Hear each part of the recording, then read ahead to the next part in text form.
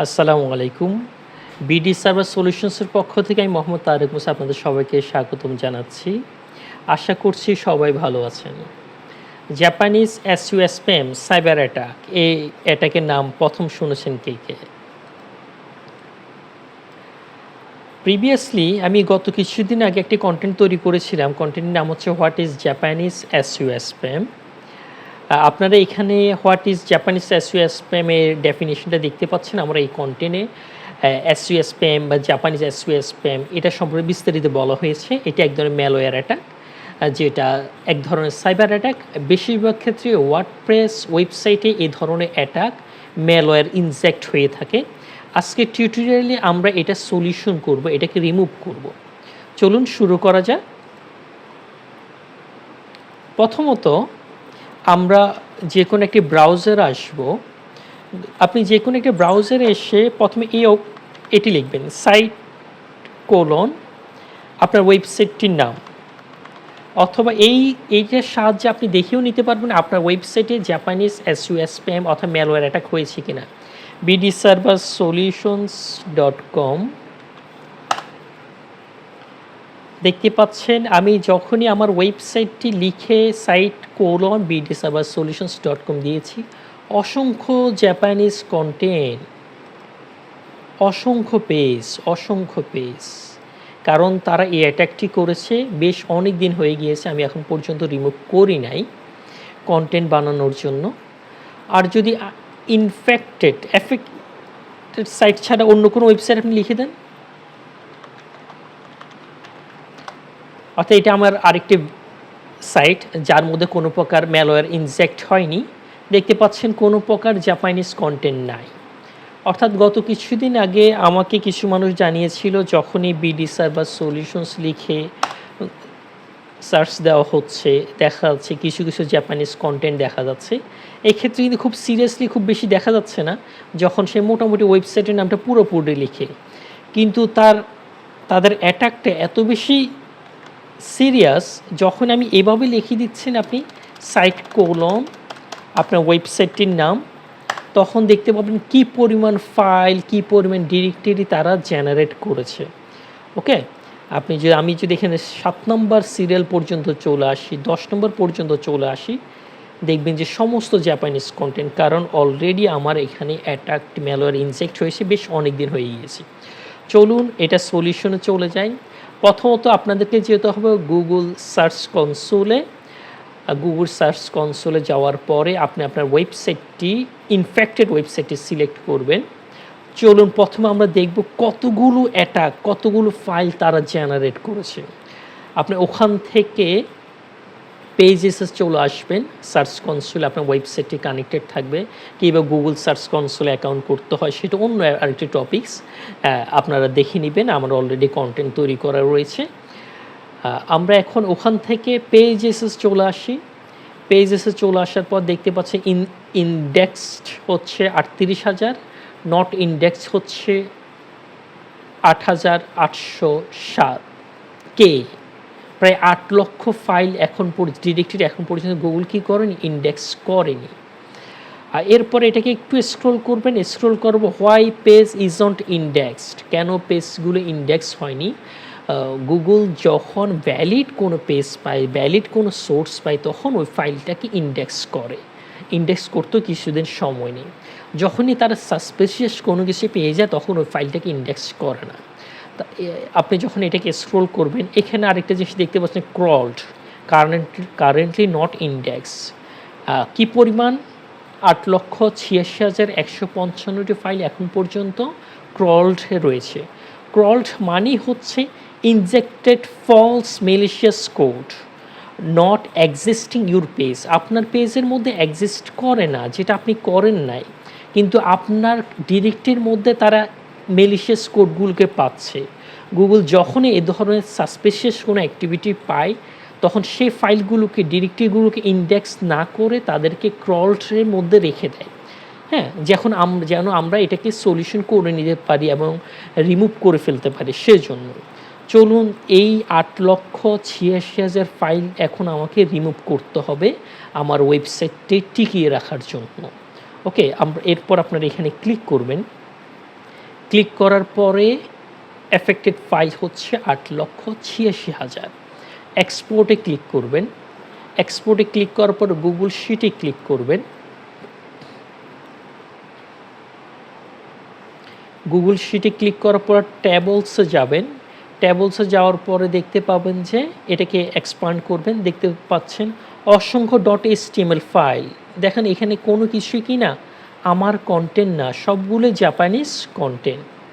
ওকে ওকে এখন আমাদের কাজ হবে, কারণ আমরা জানি ওয়ার্ডপ্রেস ওয়েবসাইট, যে কোনো ওয়েবসাইটের ডিরেক্টরির মধ্যে কখনোই .html এক্সটেনশনযুক্ত ফাইল আসে না। সব ক্ষেত্রে ডিরেক্টরি এভাবে চেঞ্জ হতে থাকে, স্ল্যাশ দিয়ে এভাবে ডিরেক্টরি চেঞ্জ হবে, কখনোই কি আসবে না .html যুক্ত ফাইল আসবে না।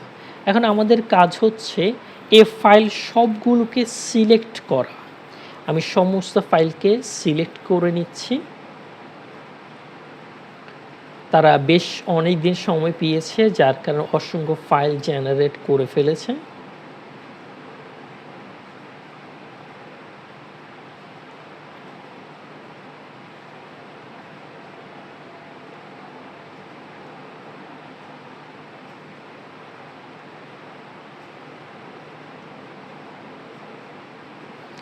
আপনার ওয়েবসাইটে যতগুলো ফাইল জেনারেট হবে সবগুলোকে সিলেক্ট করে কপি করে নেবেন। কপি করে তাদেরকে একটি নোটপ্যাডে নিয়ে আসবেন। নোটপ্যাড। ওকে, দেখুন অসংখ্য .html ফাইল। এখানে একটি নোটপ্যাড। আবার পেজ ইন্ডেক্সে আসুন। পেজ ইন্ডেক্স আসার পরে এক্ষেত্রে এক্সাম্পলও দেওয়া রয়েছে, এই সমস্ত ফাইলগুলো ইন্ডেক্সড হয়নি। আমরা আবার একটু ব্যাকে যাচ্ছি। ব্যাকে যাওয়ার পরে ক্রলডের পরে ডিসকভার, দেখেন কারেন্টলি নট ইন্ডেক্স, এখানেও প্রায় 896টি ফাইল রয়েছে। এই ফাইলগুলো এক্সাম্পল দেওয়া হচ্ছে গুগল সার্চ কনসোল থেকে। এগুলোকে এক্সপোর্ট করতে হবে গুগল শিট থেকে। ট্যাবলে আসবেন, ট্যাবল থেকে এটাকে এক্সপান্ড করবেন। এখানে ক্লিক করে সবগুলোকে একসাথে কপি করে ফেললাম। কপি করে আমি আমার এই নোটপ্যাড ফাইলটিতে আবার পেস্ট করে দিলাম। ঠিক আছে, প্রায় অসংখ্য ফাইল। এখন আপনি এই ফাইলটিকে সেভ করবেন। সেভ অ্যাজ, আপনি আপনার লোকেশন সেভ করবেন। আমি এটার নাম দিয়ে দিচ্ছি spam-url.txt। এটা ফাইলটাকে সেভ করলাম, অর্থাৎ নোটপ্যাডের এই ফাইলটিকে সেভ করলাম। ফাইলটি ক্লোজ করে দিলাম।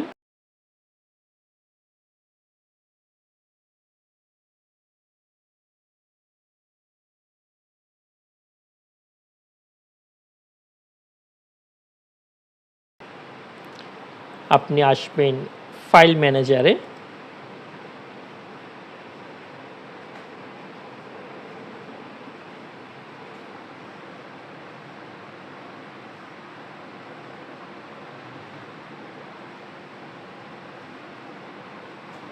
ফাইল ম্যানেজার থেকে পাবলিক HTML আসবেন। যে ফাইলটি আমরা তৈরি করেছি এটিকে আমরা এখানে আপলোড করে দিব, অর্থাৎ নোটপ্যাডে যে ফাইলটি তৈরি করেছি spam-url.txt আমরা সেটাকে এখানে আপলোড করে দিব। Select, upload. সম্পূর্ণ আপলোড হয়েছে। Go to the public.html। ওকে, অর্থাৎ স্প্যাম ইউআরএল যুক্ত সমস্ত ইউআরএল আমি আমার হোস্টিংয়ের মধ্যে আপলোড করে দিলাম পাবলিক HTML-এ। এখন আমাদেরকে আবার গুগল সার্চ কনসোল আসতে হবে। ওখান থেকে সাইট ম্যাপে যাব। এখন আপনারা দেখতে পাবেন, আমি যদি আমার ওয়েবসাইটটিকে bdserversolution/spam, অর্থাৎ ওই ইনফেক্টেড ইউআরএলগুলোর url.txt, এখানে সমস্ত লিস্ট চলে এসেছে। এগুলো আমরা সাইট ম্যাপে এই লিঙ্কটিকে কপি করে সাইট ম্যাপে দিয়ে দিব। সাবমিট করে দিচ্ছি সাইট ম্যাপে গুগল সার্চ কনসোলে। sitemap submitted successfully, Google will periodically process it and look for change. You will be notified if anything goes wrong within the future. ওকে, অর্থাৎ এটি এখানে আপলোড হয়ে গিয়েছে, স্ট্যাটাস একটা এরর পাচ্ছে, এটি সাকসেস হয়ে যাবে। অর্থাৎ এখন যেটি হবে, গুগল যখনই এই ধরনের ইউআরএলগুলোকে পাবে এবং এগুলো আমার মূল কন্টেন্টের মধ্যে নাই, আমার ওয়েবসাইটে মূল কন্টেন্টের মধ্যে নাই, যখনই এদেরকে পাবে তখন গুগল এদেরকে কি করে দিবে, তাদের সার্চ রেজাল্ট থেকে রিমুভ করে দিবে।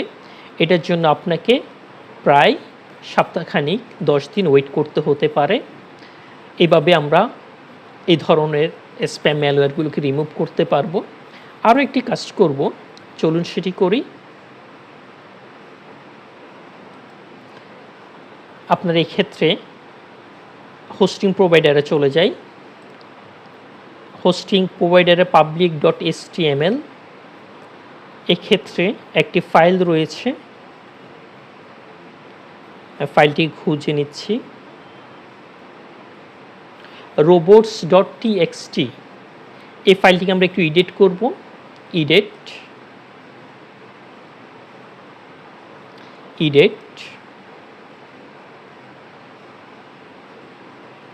আপনারা দেখতে পাচ্ছেন ইউজার এজেন্ট অ্যালাউ দেওয়া আছে, সাইট ম্যাপ। আমরা অ্যালাউ এখানে একটা এন্টার দিয়ে দিব। আমরা ডিস অ্যালাউ দিয়ে একটা ফাইল তৈরি করব, ডিস অ্যালাউ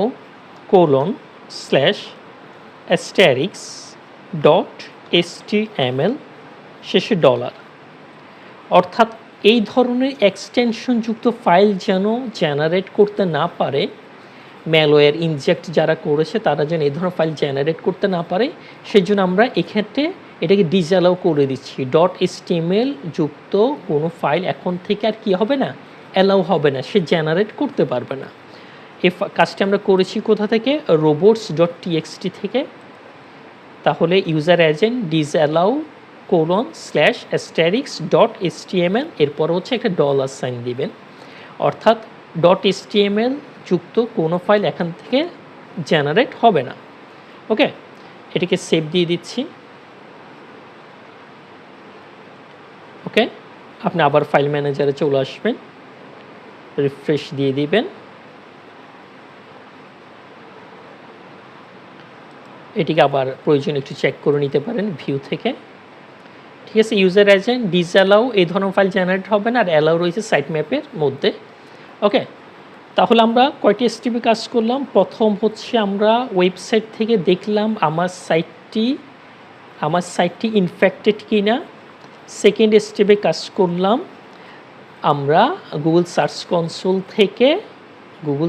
কনসোল থেকে পেজেস থেকে ক্রলড যেগুলো রয়েছে, ক্রলড এবং যেগুলো এখন পর্যন্ত ইন্ডেক্সড হয় নাই, ইন্ডেক্স কেন হয় না, কারণ এই ফাইলগুলো গুগলের ক্রলডে রয়েছে। আর ক্রল মানে হচ্ছে injected falsely malicious code. Google যখন ম্যালিশিয়াস কোডকে হিসেবে সন্দেহ করে তখন তাদেরকে ক্রলডে রেখে দেয় এবং তাদেরকে ইন্ডেক্স করে না। আপনি এই ক্রলড এবং ডিসকভার থেকে যতগুলো ফাইল ইন্ডেক্সড হবে না সবগুলো ফাইলকে নোটপ্যাডে নিয়ে আসবেন। নোটপ্যাডে নিয়ে এসে একটি নাম দিয়ে দেবেন spam-url.txt এবং এটাকে হোস্টিংয়ের মধ্যে আপলোড করে দিবেন। আপলোড করে দেওয়ার পর আমরা সাইট ম্যাপ থেকে কি করব, এখানে চলে আসবো, এই লিঙ্কটাকে আমরা সাবমিট করে দিব। এটি এরর দেখাচ্ছে, কিছুদিনের ভিতরে এটি সাকসেস চলে আসবে। সাকসেস চলে আসার পর আপনাকে এই ফাইলটিকে রিমুভ করে দিতে হবে। এরপরে 7 থেকে 10 দিন ওয়েট করতে হবে। অটোমেটিক্যালি দেখবেন আপনার সার্চ কনসোল থেকে অর্থাৎ ওয়েবসাইট থেকে এই ধরনের স্প্যামগুলো, জাপানিজ স্প্যামগুলো রিমুভ হয়ে গিয়েছে। ধন্যবাদ সবাইকে সাথে থাকার জন্য। আশা করছি পরবর্তী টিউটোরিয়ালে ওয়ার্ডপ্রেস সিকিউরিটি, পেনিট্রেশন টেস্টিং এবং ম্যালওয়্যার রিমুভ নিয়ে আরও অনেক কন্টেন্ট পাবেন। ধন্যবাদ সবাইকে। সালামু আলাইকুম। আমি ডাউনলোডসে রেখেছি spam.url